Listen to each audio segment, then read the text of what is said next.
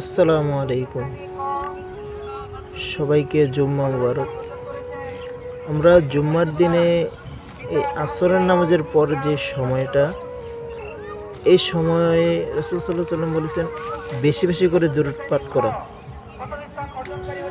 চলুন আপনাদেরকে আমি এমন একটা দুরূদ শরীফ শিখিয়ে দেই, যেটা যদি আপনি প্রতি শুক্রবার আসর নামাজের পরে যদি পড়েন, আপনার ৮০ বছরের সগীরা কবিরা গুনাহ আল্লাহ মাফ করে দিবে। সুবহানাল্লাহ।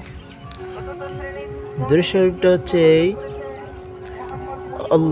আমার সাথে সাথে আপনারা পড়েন, আল্লাহুম্মা সাল্লি আলা মুহাম্মাদি নিন-নাবিয়্যিল উম্মি ওয়া আলা আলিহি ওয়া সাল্লিম তাসলিমা।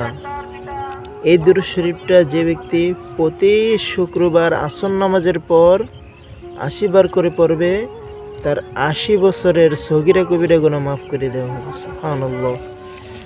আমরা হয়তো এই আমলটা অনেকে জানি, আমরা জানি তারা তো অনেক ভালো।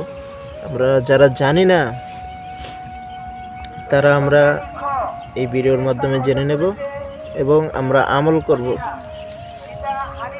তো আজকে এই পর্যন্তই, ভালো থাকবেন।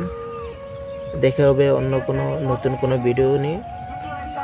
আল্লাহ হাফেজ।